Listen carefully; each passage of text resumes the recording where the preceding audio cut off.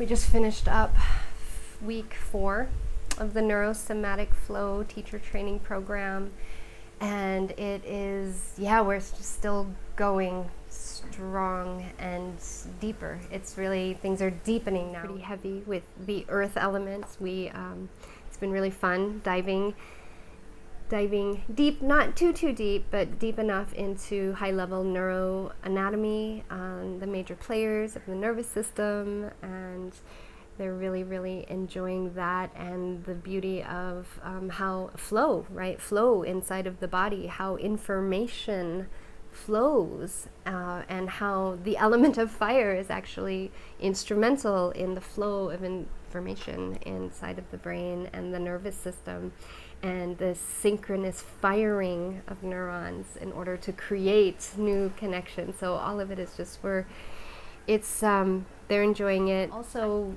because this is not a technical flow teacher training, no one is taking this training so that they can become a performer or anything like that. It's really for healers and coaches and health professionals, and so healing and transformation. And so the nervous system is a really big deal when it comes. It's important to understand how emotions work, how energy works, how stress works, and so and it's really fun to do it inside of the context of flow. I feel so blessed, really truly so blessed. And what's going to be next pretty soon here is them actually taking what they learn and sharing it and teaching it.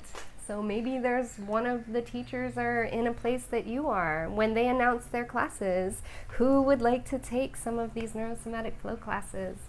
We've got teachers in Colorado, in British Columbia, in Japan, in Jakarta, in San Diego, St. Croix, Kiki, North Carolina, Brooklyn, New York. Oh my goodness, we've got amazing teachers all over the world right now. People are not attracted to the flow arts, I think, on that deep level to learn the tricks. Humans desire flow because we're wired to desire flow. When we see flow, we see the beauty of this fully present moment that someone is dancing inside of, and what happens inside of that moment, where all of the small shit, all of the shit that doesn't matter disappears, the anxiety, the worries, the concerns about the future, and all there is what is. And when we can allow ourselves to immerse into that moment, it is really powerful, it's really beautiful, it's really medicinal. And what does it mean to be a teacher of flow? What does it mean to really embody it? And there's so many ways to answer this, but the invitation right now is to bring it home, into the relationships with your children, with our spouses, with our friends, especially at the home. And if we cannot cultivate flow in our own personal lives, then obviously it's going to be difficult to do it out there. And one of the things that I have realized together with Nova is, and this was very recent, that harboring anger and resentment and fear, of course, is one of the biggest blockers to inviting flow into this realm on the micro, and then as a result on out there. And so it's so that's what everyone is taking on now. Just how can we remove these blockers of flow? How does it show up? How do these blockers show up? And of course it's going to show up in your practice, right? In our practice physically, if it's there emotionally.